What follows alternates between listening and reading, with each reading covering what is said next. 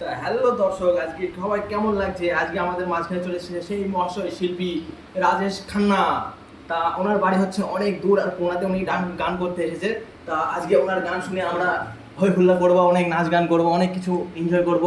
আজকে অনেক কিছু চলবে আমাদের মাঝখানে। তা আপনি অডিয়েন্সে একবার ক্যামেরা করে দেখে দিন।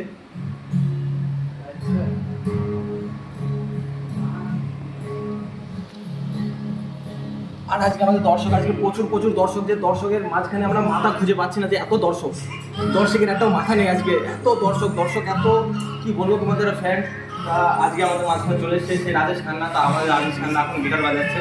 তা রাজেশ খান্নার দিকে একটু ক্যামেরা করতে বলবো। তা রাজেশ খান্না কি একটা গান বলবে, তাই ওটা শোনান আমাদের একটু।